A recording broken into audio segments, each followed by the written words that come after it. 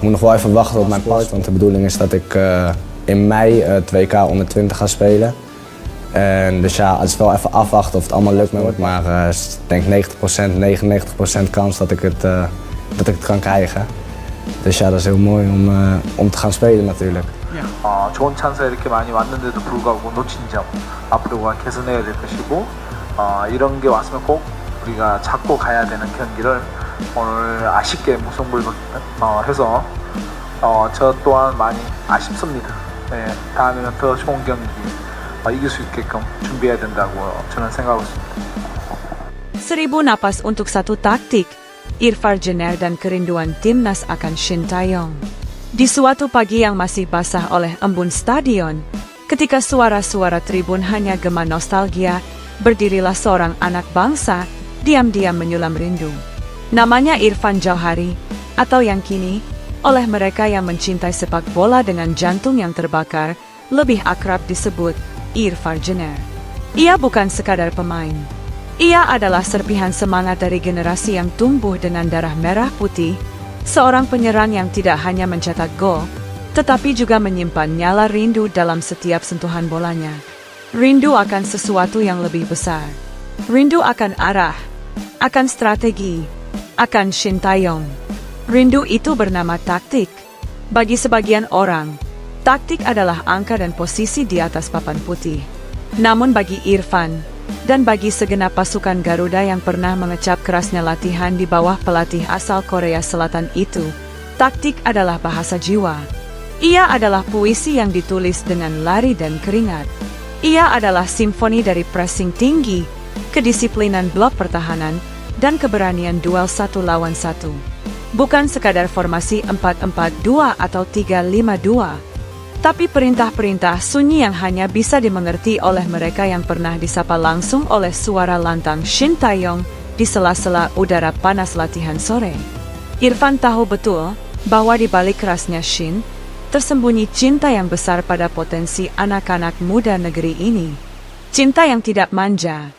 Cinta yang memaksa mereka untuk tumbuh, meski lewat luka dan lelah.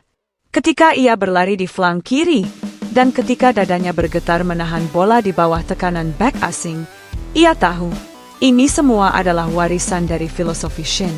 Sebuah filosofi yang telah membentuknya, bukan hanya sebagai pemain, tapi sebagai prajurit sepak bola. Di lapangan tanpa komando. Tapi hari-hari itu telah berlalu. Dan di musim ini, saat keringat tetap mengalir, saat jersey masih basah oleh perjuangan, satu hal yang hilang terasa menggantung di langit-langit ruang ganti. Komando. Tidak ada lagi suara Shin yang meneriakan, lebih cepat. Tidak ada lagi repetisi tactical build-up dari bawah. Tidak ada lagi evaluasi lewat video yang diputar malam-malam. Yang tersisa adalah ruang kosong. Strategi yang tak sejelas dulu. Persiapan yang tak setegas masa Shin. Irfan sering menatap ke langit malam, bertanya dalam diam, apa yang akan Shin lakukan kalau melihat kami bermain seperti ini? Ia mengenang bagaimana setiap lawan dianalisis hingga ke detail paling kecil. Bagaimana mereka bisa mengejutkan Australia U23 atau menahan imbang Vietnam karena satu hal saja, keberanian menantang Pakem, berkat Shin Tae-yong. Di lapangan tanpa Shin, mereka tetap bermain. Mereka tetap berlari. Tapi ada yang tak tergantikan. Visi yang mengikat mereka sebagai satu kesatuan tempur. Irfan merasa, tanpa Shin, setiap individu bermain dengan api yang berbeda-beda. Padahal dulu, api mereka bersumber dari satu obor, Shin Tae-yong.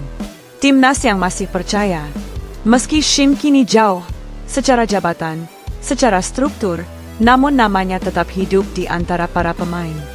Bahkan pemain muda yang baru promosi dari tim U20 menyebutnya dengan penuh hormat, seakan ia adalah legenda yang tidak pernah benar-benar pergi. Dalam ruang-ruang WhatsApp Timnas, dalam pembicaraan antara babak pertama dan kedua, masih terdengar nama itu. Kalau ST yang pegang, kita pasti main lebih disiplin. Ini momen yang biasa kita latih waktu zaman Shin. Bagi Timnas, Shin Tae-yong bukan hanya pelatih. Ia adalah arsitek jiwa.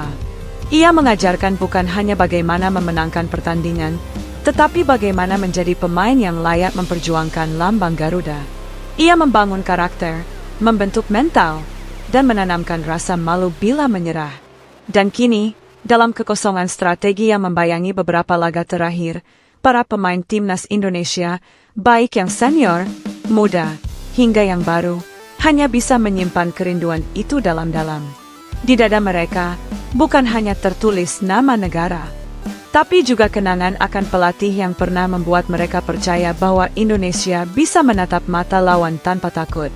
Irfan Jenner, simbol yang tak lelah menunggu. Irfan Jauhari bukanlah juru bicara resmi timnas.